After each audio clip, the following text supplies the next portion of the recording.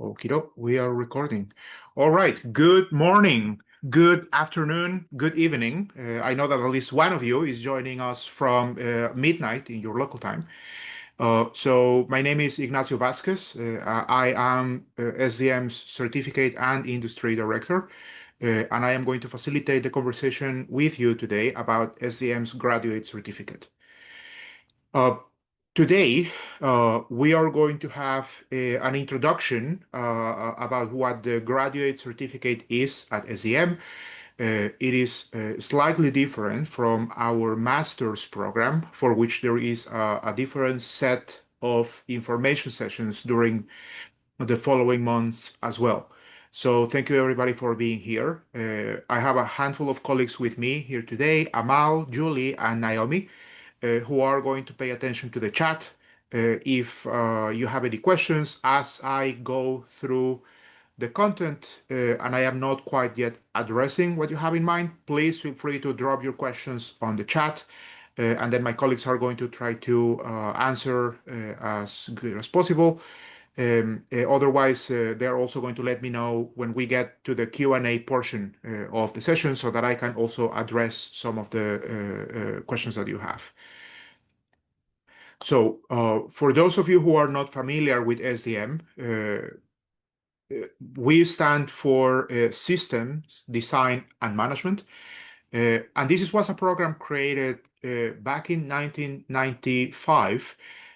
So we're actually getting on our 30th year. And it's a program that was designed for people who want to lead, not live engineering. SDM sits at the intersection of MIT's School of Engineering and School of Business. Our program has been designed with mid-career professionals in mind, and the graduate certificate is our most flexible option for people who want to engage with MIT content and rigor and get exposure to both the engineering and the business aspects of, professional leadership in engineering. As a partnership between MIT and the industry, our commitment to our students, as originally intended 30 years ago, is to develop systems level expertise. We also want to allow for our students to be better at managing large scale complex projects. From our point of view, this is a program for people who have already multiple years of experience as we are trying to educate future engineering leaders. Uh, Specifically with our graduate certificate, we have a very strong focus on educational programs that are career compatible. And this is something that I am going to emphasize a couple of times during my presentation as something that makes us even more flexible than SDM's master's program that still has an on-campus time requirement. All right. Uh, for example, for this year, the graduate certificate received 35 new students. About 23% of them are women. The average age for our students is around 35 years old, but it is a distribution. I believe that the younger of our graduate certificate students is around 28, and the older one is a little bit over 50. So there is quite a spread in there. You are going to see a number of logos that I have here in the screen from multiple organizations in and outside of the US. However, I do want to make a point that there is no requirement that people come with sponsorship from their employers in order to participate in the graduate certificate.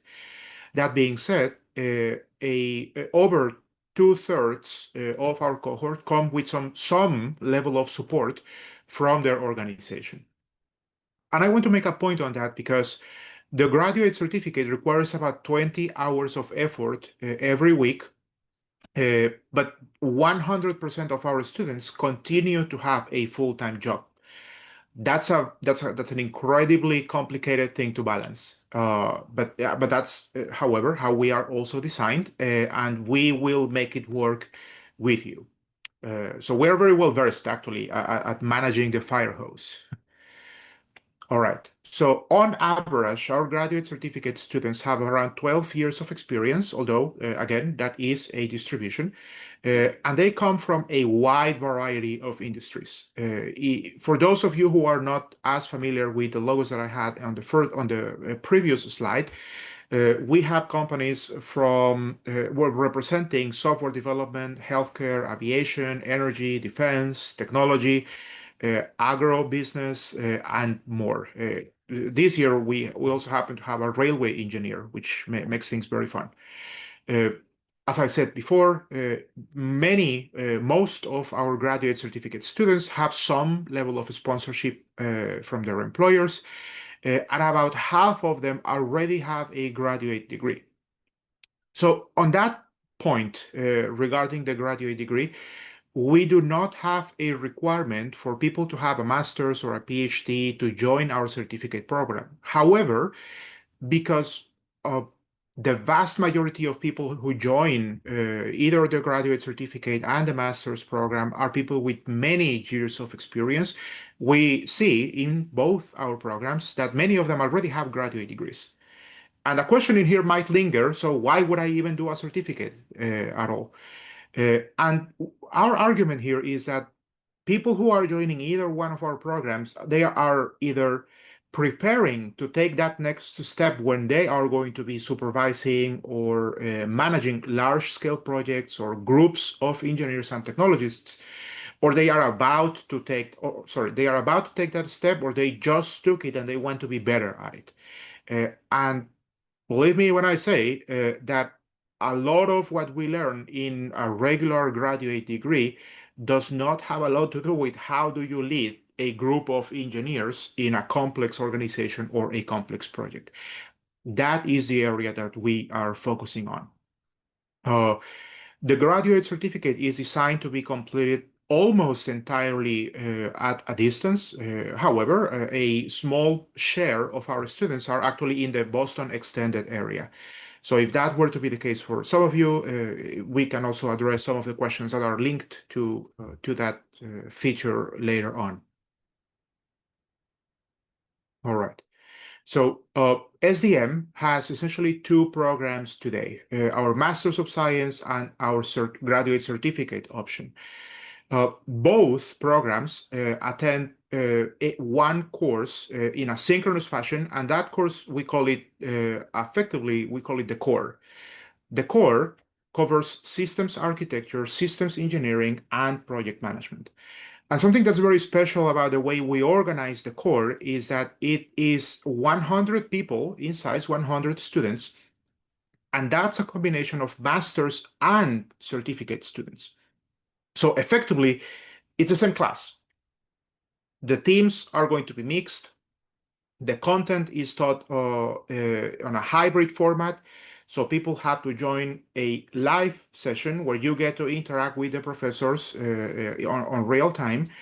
And the content of the class is designed both for master's and certificate students. The main big difference between the master's and the certificate program is the amount of work that you need to complete in order to fulfill the requirements for the program.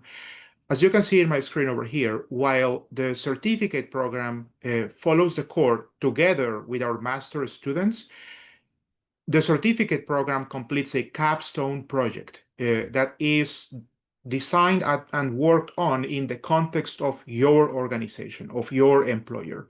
And the idea here is to give you a structured opportunity that where you can apply what you're learning in class back in your job, basically. Master students do not have a requirement for a capstone project. Instead, they work on a thesis project, and they also have a requirement to complete management and engineering electives. Those options are not required for the certificate, which also is what gives us the opportunity to allow certificate students to complete the program mostly at a distance. Our expectation from an academic point of view and the rigor to which we submit our certificate students is that it is equivalent. It is exactly the same requirement in terms of the analytical rigor that we submit to our master students. So it is indistinguishable from that point of view. It is not easier. It is exactly the same thing that we do for our degree students. Let me double click a little bit on what is the content of the SDM core. As I mentioned before, the core covers basically three main pillars: systems architecture, systems engineering, and project management.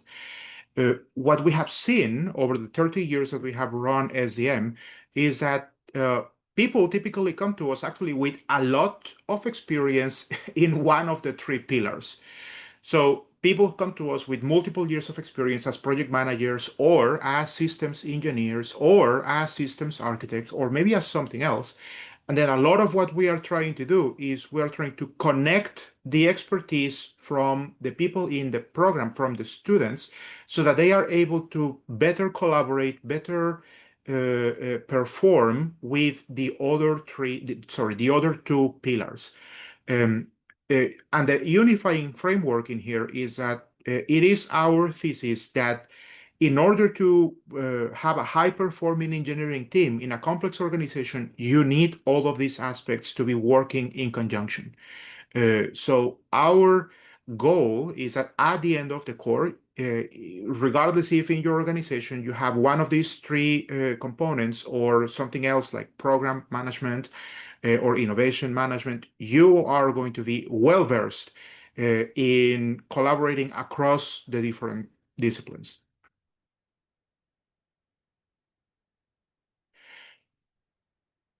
I mentioned before already that SDM for both our programs is made to be career compatible. Um, we do not have a prescribed way in which the master's and the certificate programs have to be completed. Rather than that, we actually have a number of options. For our certificate program, as I mentioned before, the main option is to complete it remotely. This is also, as you can see in the link over here, an option that we have for our master's program. The certificate program is completed on a synchronous form. That means that on a given week, there are a couple of time blocks where we expect you to join class together with our master's students to attend the content in real time. The certificate program also has a local commuter option, and I mentioned about 10% of our students every year come from the Boston extended area, which is also an option that we have for our master students. The certificate lasts 12 months. We start on the second half of August with an introduction week, and it runs until the first half of August of the next natural year.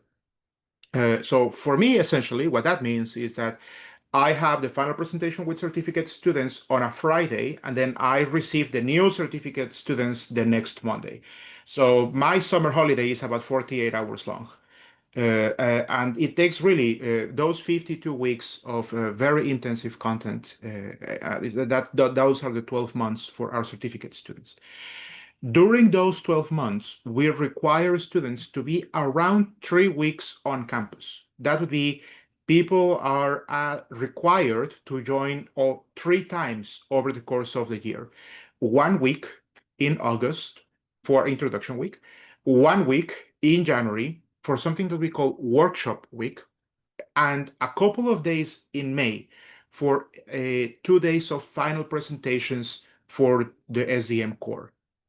During the summer, and I will elaborate a little bit on this later, we also have the capstone project, which is 10 weeks, but that entire summer course is done remotely, even if people are in the Boston area.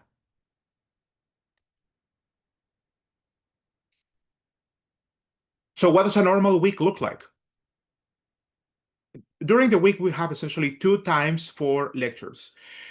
On Mondays and Wednesdays, between 11 a.m. and 1 p.m., we have the SDM core lecture. This is a mandatory time of attendance where people log in from wherever they are around the world to attend class in real time. Outside of the Monday and Wednesday blocks, there are something that we call recitations. Recitations are optional time where basically second year SDM students they facilitate and support the content that was covered the previous day. So the idea here is that you have an opportunity to ask additional questions and inquire about additional examples from the content that was provided in the lecture the day before. Uh, it is optional in the sense that it does not count for the grade, um, but it is an opportunity to have more unstructured conversation. And the choice in here is to go for either the noon to 1 p.m. block or the 1 p.m. to 2 p.m. block. It is exactly the same content on sort of like the same day. And we have the same format on Thursday. So if I were to add up the time for this, it means we have 2 hours of lecture on Monday plus 2 hours of lecture on Wednesday. That's the mandatory time, plus 1 hour, either one of these options on Tuesday and 1 hour on Thursday for either option. That would make a total of 6 hours of class time during the week. Outside of that, there are going to be assignments, there are going to be readings, there are going to be a number of other activities that are going to happen based on your availability. And if it is a team exercise, based on the availability of your team as well. The average for off-class time is over 10 hours of work per week. That they do not need to happen during business hours for all that matters. It could be over the weekend. But you can easily see, and hopefully the point that I am trying to make in here is that this is real time. 15 hours, 20 hours of work a week, about 50, about yeah, like about 15 hours of work outside of the classroom is what we see year to year, and that's also how the content is designed for class. All of this happens in Boston time, and it is then a consideration to have like how is this going to look like for your local time, because attendance for the lectures is mandatory to be live. The certificate program basically is composed by 4 courses. The core, indicated in the first 3 blocks in here from top to bottom in yellow as well, is a single class split into 3 segments. The first one, the fall semester, starts in September and runs until December. The second block is a few weeks in January, and the third block runs from February to May. Even though they are 3 separate blocks, they are essentially one class where the content builds up across the 9 months that the entire program lasts, and that conforms the SDM core.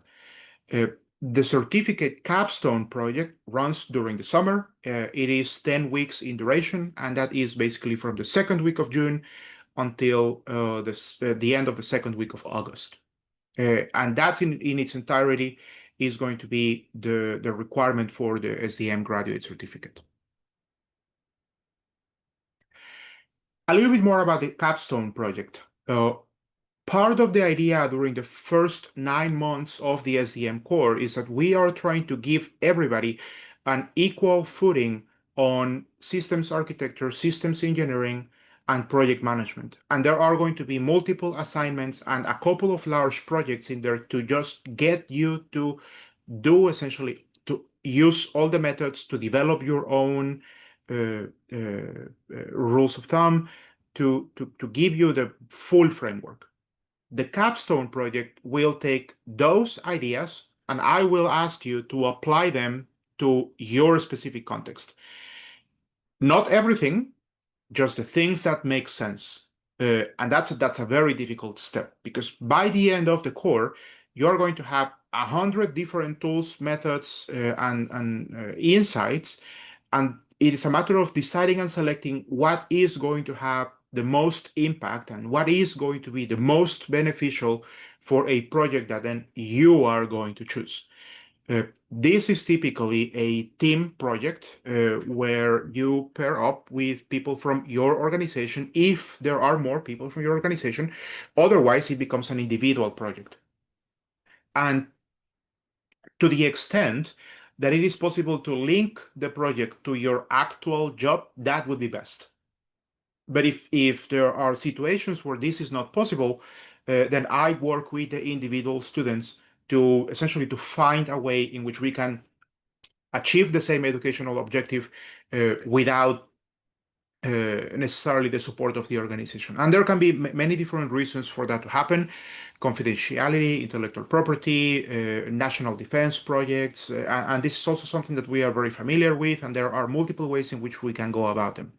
The biggest opportunity with the capstone is to have a chance to apply what you are learning in class for something that you really care about. And that's what we're going to spend a number of weeks working on. All right. So take the following with a grain of salt, because these are the projections for dates for the next academic year. Uh, the SDM bootcamp, that's how we call our introduction week, runs over the second week of August. We have not decided yet on those dates, but really, if you think about just like the second week of August, that's essentially what we're aiming for. The fall semester for the academic year of 2026-2027 will run from September 9 to December 19. Our second block of the core, which happens during January, runs from January 4 to January 29. There is a 1 week in-person full-time block in there, which tentatively would be from January 4 to January 8th, although, as I mentioned, this is still to be confirmed. The spring semester runs from February 1st to May 19. There is a week off over there that I am going to talk more about in a second. And then the final 2 days of presentations in May. The summer term is where we work on our capstone project, and everything happens online. There is an opportunity for the final presentation to come to campus as an option. Um, for the final program, because the final program is a full day event, regardless of people being on campus or being remote. And the tentative date for this is Friday, August 13, 2027, that would be. For those who decide to come to campus for the final presentation, we actually prepare a program so that out of the 30-something students that we have in the certificate, typically about a third of them decide to come to campus, and then families are welcome. They can attend your final presentation. We have a ceremony at the end where I, together with the executive director of the program, deliver the graduate certificates. And we also have a celebration after the final presentations, not only for our students, but also for family and for faculty. All right. So one of the key questions that I get during these information sessions is, am I an MIT alum if I attend the graduate certificate? And the question is that we actually have worked with the MIT Alumni Association to grant a affiliate alumni status to SDM's graduate certificate students. It is not a full alumni status, but it does bring additional benefits than a normal online program. One of them, for example, is that you will have access to MIT's Infinite Connection platform, which essentially is a repository of contact information from alumni worldwide from all programs. We organize invitation-only events for our alumni as well. As a matter of fact, in a couple of weeks, we are going to have an alumni event in uh, Des Moines. But there is also going to be an SDM alumni event later this week in New York. And in those kind of invitation-only events, we extend them to the entire set of graduates from SDM, both masters and certificate students. And like the two that I just mentioned, there are a lot more. There is some access as well to journals and scientific literature available through the affiliate alumni status, as well as a handful of other additional benefits. Now, as a university program, I have focused a lot on the curricular part of the content, but there are also a number of co-curricular activities that SDM makes available for their certificate students. One of the biggest ones are actually the SDM Tech Treks. Tech treks are trips that we organize inside the program 3 times a year. We organize one tech trek during January where we take about 30 or 40 students to Tokyo to visit companies representative of the innovation space in the region. We organize a second tech trek during spring break to San Francisco, where we go and visit many tech companies in the Bay Area. And this is going to be the third year that we organize an additional tech trek to the Netherlands. And that one typically happens in early June. These tech treks are opportunities to visit about 10 different companies in each one, uh, and they are all different. So if there is a certain interest from SEM students that you would like to explore how the tech scene in the Bay Area in California looks like, well, then the San Francisco Tech Trek might be a great opportunity. The Netherlands Tech Trek focuses on semiconductor high-tech industry. Think ASML, think NXP, Philips. Those are very characteristic organizations in that region. And the visit to Tokyo has a blend of large complex organizations like Sony, like Panasonic, with startups also in the Tokyo area. SDM also has a student leadership committee that organizes more social activities and community building activities for students on campus and online. And these are co-curricular activities that we also make available to our graduate certificate students as optional things that they can also benefit from if they so want. For the last couple of years, SEM has been working on the academic equivalence to use the content that we are teaching in the core as part of so that you can fulfill requirements for a few professional certifications. And some professional certifications that are particularly relevant for the profile that we have in our programs are PMP and CSEP. This is a conversation that's still ongoing, but we have had successful cases of students who use the fact that they have gone through the SDM core as an opportunity to fulfill requirements for either of those certifications. And we continue to work both with PMI and with INCOSE on agreements to be able to mutually recognize the content that we are covering. The second item in here is that because the SDM graduate certificate delivers full graduate units that tentatively you could use in a degree program, we are typically eligible for tuition assistance benefits from your organization. This is something that's particularly important for people who are based in the US, but we have also seen this for international applicants who would like to get some level of support from the organizations, and the fact that we are not a purely asynchronous online program typically gives us an advantage on allowing our students to secure some level of support and financial assistance from their employers. Finally, a very common question as well is whether certificate students are able to apply to the master's program. And of course, absolutely, that is an option. And if you gain admission to the SDM Masters of Science, the units that you fulfilled already in the graduate certificate are able to be transferred to the master's program. So you would have essentially a head start for the master's program. It is not an automatic transfer. Essentially, graduate certificate students need to complete their application for the master's program and then go through the regular admission process that will lead to a decision. All right, so this is, I believe, my last slide before I go into the Q&A portion of the day. Well, this is information that you can absolutely find in our website already. The requirements for the graduate certificate are to have over 5 years of experience if you have a bachelor's degree, and to have over 3 years of experience if you already have a master's degree. A common question that I get here is, do I need to have a bachelor's or master's specifically in engineering or science? And what I would say in there is that it is not a hard requirement.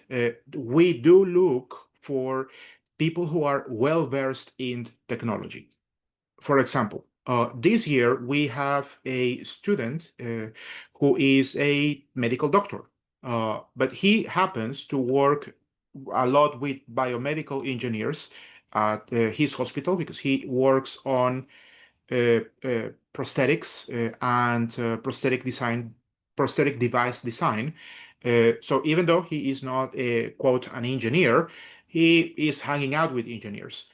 So to us, that's a very interesting profile where we would say, okay, you know what, you are actually going to be able to perform in this kind of coursework. A few years ago, we also had a student whose bachelor actually was in history, and his job over the last 10 years had been to be the innovation attaché for a European consulate team in Boston. So his job actually was to uh, create innovation networks in the Boston area. And he was very well versed with the technology. He had to be able to articulate the value propositions from scientific innovation. So again, even though he didn't have a engineering or science bachelor, he was pretty much a high performing individual in an engineering and science environment. The point that I am trying to get to here is it is going to be very important in how you are articulating your match and your experience to what SDM is actually able to deliver and how we are framing our content. I have here the application deadlines, when the recommendation letters are due. This is information that's already publicly available, so I'm not going to spend too much time on that because I would rather really spend a little bit of time answering your questions. Uh, if you have any questions about process, I have here my colleague Amal's email address, who she is also online. You can also, by all means, send me an email, and either I know what the answer will be, or I will just point you to someone in the team who is going to be able to support you. So that basically marks the end for the content that I have. So I would like to answer questions that you may have. If you have anything in mind, please raise your hand. I am going to pay attention to the participant list. Um, Otherwise, if someone from the team can help me out, if there are any questions in the chat that I could say something intelligent about.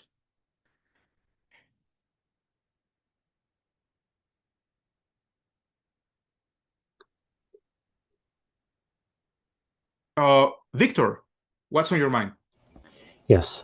Can you guys hear me? I can hear you very well. Thank you. Yes. Hello, everyone, and thanks for putting this together. I was really curious. So, I know people already come into the program with years of experience, which I do have, but have there been scenarios where people came in with a focus but ended up changing their focus? So you came in with, like, let's say, a mechanical engineering focus, and you got interested in medicine and you started taking more medical affiliated courses. Have you seen people make pivots like that? And is this something that is encouraged? Yes, we have seen cases like that. However, not typically in the certificate program, because the certificate program, the course work is only basically the core, which covers systems architecture, systems engineering, Okay. and project management. We do not have specialization courses, say biomedical engineering or civil engineering or those kinds of things. They are not available for the certificate students.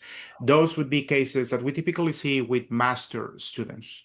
Okay, so essentially certificate students don't take electives at all. It's just a core and that's about it. That's Whereas in correct. the masters, you take electives. Okay, thank you very That's much. right. Yeah, sure thing. You're welcome. All right. Any more questions? Or if someone from the team, is there anything in the chat?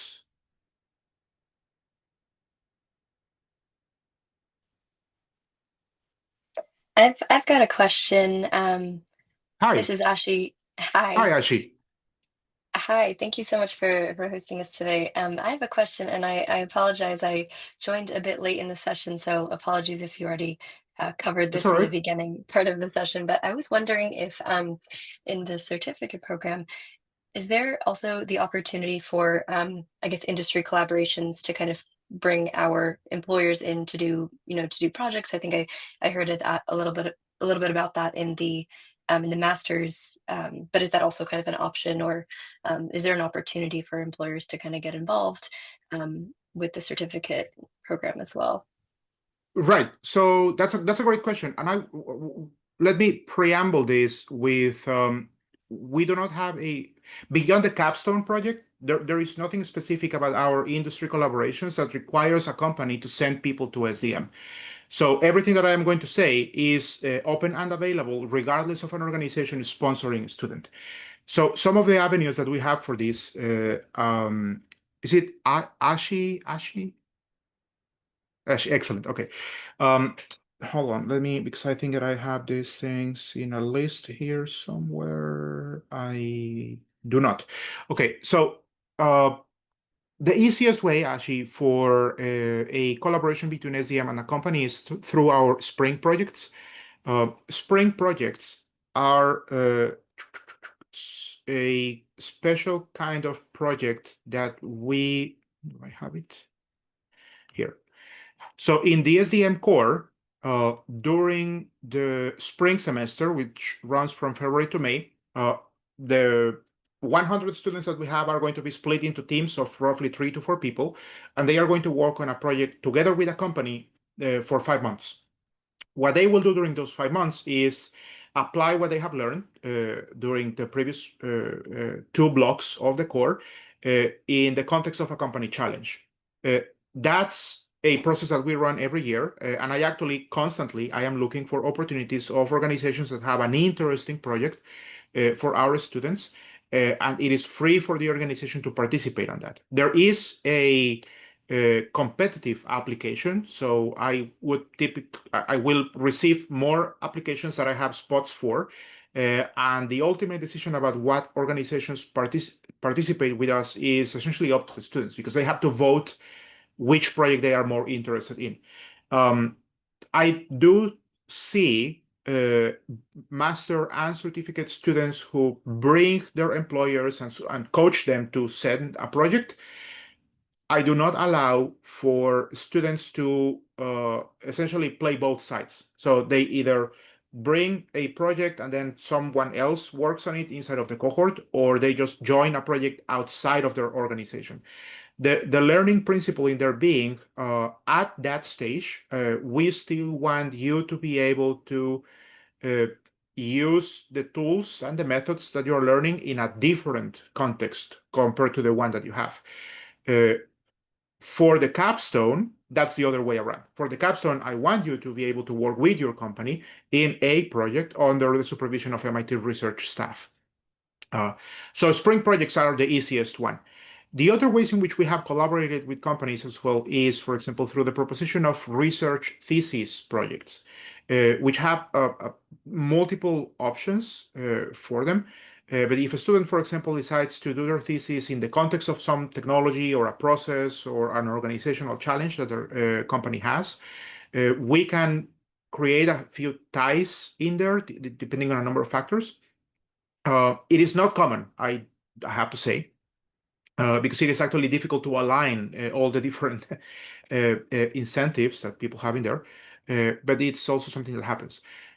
Another way in there is through the tech tricks. So, for example, we have a contingent of, I am going to say, at about a dozen Japanese students every year, and some of them coordinate visits to their companies when we go to Tokyo every January. We have something similar when we go to the Bay Area. Some people who are coming from San Francisco and the surrounding cities, they also facilitate the interaction when we go and visit them. So all of this is to say that there are multiple ways in which this could happen, but none of them require for the company to support you as a student.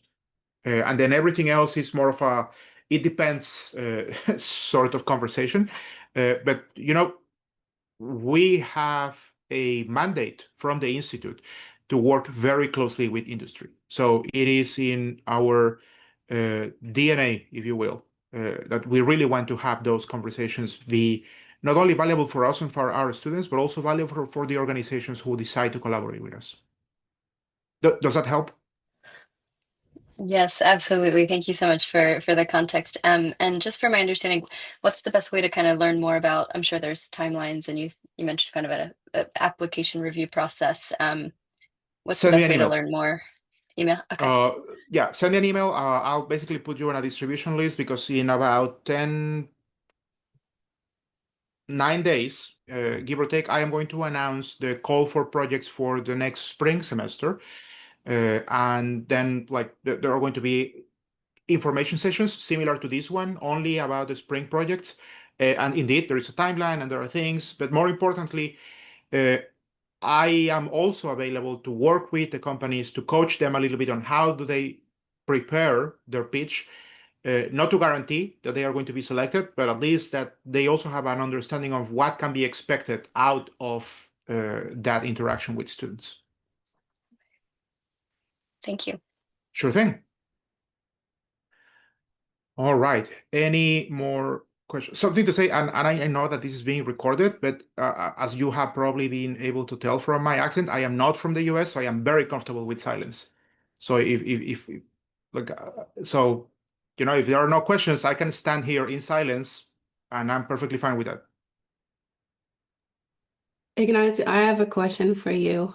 Is Yes. sponsorship required to apply to the certificate program? Sorry, can you repeat that? Is the what? Sponsorship. So is your employer part of application to the certificate program, or can individuals apply alone? Great. Yeah, excellent. Thanks, Amal. We do not require you to have sponsorship from your organization. We accept individual applicants to the graduate certificate as well. What I would say in there is let them know at the very least, because for the capstone project, the ideal learning outcome will be through you coordinating a little bit with your employer. So having the space and the platform to be able to apply what you're learning in class in your job, it really makes for the best experience. The other thing that I would say in there is also, even if you do not have sponsorship or sort of like overt support from your employer, you need to come to campus like for 1 week in August, 1 week in January, and a couple of days in May, and that's real time, And if you add a couple of days of travel, like to each one of those things, that's real time. And having your organization be aware that you are doing this program is probably going to make it an easier conversation to have when you say, I'm going to be out for a week in the middle of August or at some point during January. And the final thing that I would say in there is support from the organizations takes many different shapes. Of course, in probably like sort of the best case, the company could pay for the entire thing and then give you additional days on top of your holidays or something for travel. But on the other spectrum, that would still be positive is managing your workload week to week. Those 15 to 20 hours of course work, study, lecture time, when you have a full-time job and you have a family and emergencies happen and life happens in the middle of the year, it adds up. So I would also suggest not only let your employer know, but also let your loved ones around you know that you are going to be here, because 15 to 20 hours every week, someone is going to miss you, either in your family or at work, and that's something to be taken into account.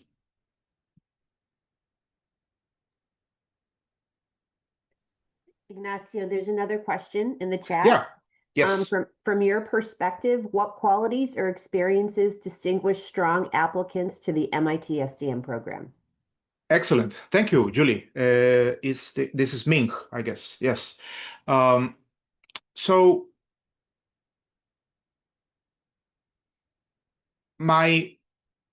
the researcher in me would say, do not take my word for it. And like I would actually encourage you to look for LinkedIn profiles of current students or previous students and sort of like try to infer like what have they done. One thing that all of them have is that they are all tremendously curious. MIT, like specifically with the graduate certificate, is a challenging environment because you are not always going to be on campus. So connecting with people and taking advantage of that network is something that is extra difficult for certificate students. And a curiosity-driven inquiry is going to make it a far better experience because you are going to be calling or sending a cold email to people just to try to connect and to spark a conversation. And that's really a lot of the value that we see in this. And the opportunity of wanting to learn from the experience of the other students is something that requires energy. Uh, Very strong applicants find a way to demonstrate that this is something that they have already done before, either through their professional experience or some other kind of experience. I had an application that I reviewed a couple of years ago of someone who had a seemingly normal engineering career, but was very active in professional organizations. So it was not a job position that they had, but they were very active in um, uh, um, I'm blanking on the name right now, but anyway, like in professional engineering societies, let's say, as organizers, as leaders, even though this person had never had a team lead program manager position in their job, uh, still there was a lot of experience organizing events, organizing communities with a technical leaning. So to me, that what that demonstrates is a lot of curiosity to continue learning and also a lot of initiative to sort of make things happen. We have a broad interpretation of what leadership means. It does not, and this is actually one of the items that I didn't really go into during the presentation, but leadership for us does not mean that you had direct reports. Of course, if you had, that's great. If you don't, okay, so how would you articulate your style of leadership? What does that mean? And people who are good at articulating that, of course, with the evidence to support it, those are really strong applications.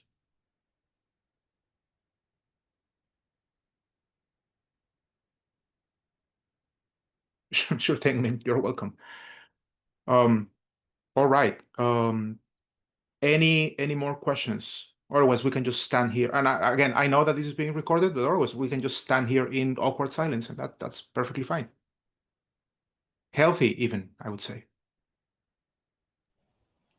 Um, Hi, I do Victor. have a question. Yes. So Go ahead. this is more so for my curiosity. So, like I mentioned before, I'm sure people have an idea of what they want to do when they come into SCM. But in your experience, have you seen any, shall I say, out of the norm? Could be thesis or capstone work that really surprised you, if that makes sense. It's a tall order to that's a very heavy question in the MIT context. I mean, like a few years ago, yeah, there was an assignment, and this was not this was not a thesis, it was not a capstone, it was not a final project. Yeah. This was just someone's homework. Ended up in a major cable news discussion because this person tweeted a picture of the assignment. And then I am not going to say the network, but it was a major network, picked it up, and there was like a 5-minute conversation with a bunch of people on TV. That happens. Was that surprising in a way? Yeah, for good reasons. I'm not sure, but it sure was surprising. There are people, Victor, who take the work that they do in here and they really leverage it with their organizations. I can tell you that the kinds of projects that students do in their capstones tend to be around problems that do not have a clear solution.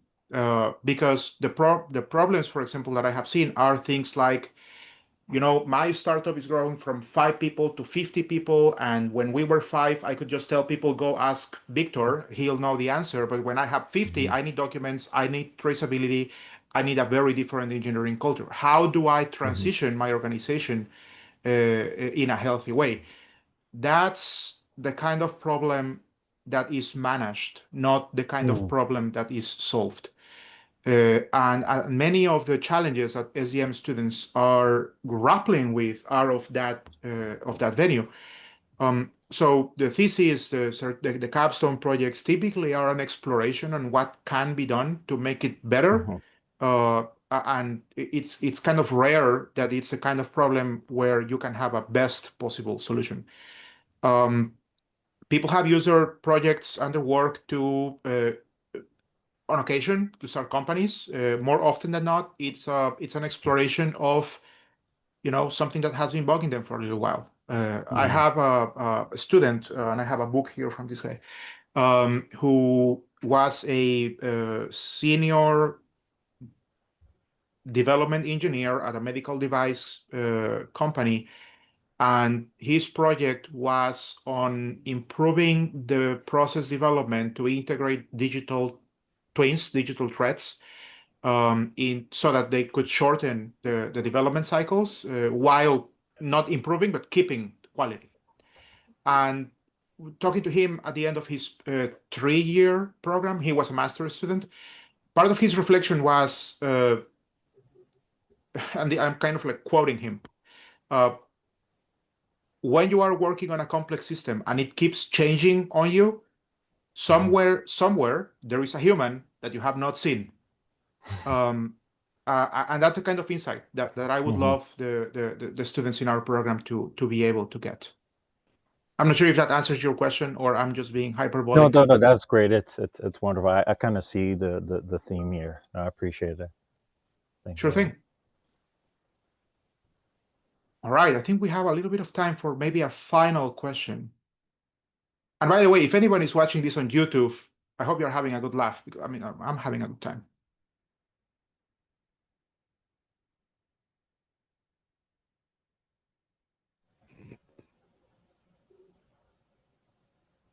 All right. Well, if there are no more questions, just as I mentioned at the beginning, MIT has this thing where we typically start 5 minutes after. Well, we also typically end 5 minutes earlier. So I hope this was useful for everybody who was here. If you had questions, I hope they were insightful. If you are watching the recording, I hope it was useful, and I hope you also enjoyed a little bit of the atmosphere that we had in the room. If you have any questions, please do not hesitate to reach out either to Amal if you have any questions about the process of the application. If you have any other kind of questions, feel free to send me an email. Thank you for being here. And well, I hope I hear back from you later on. So thank you, everybody.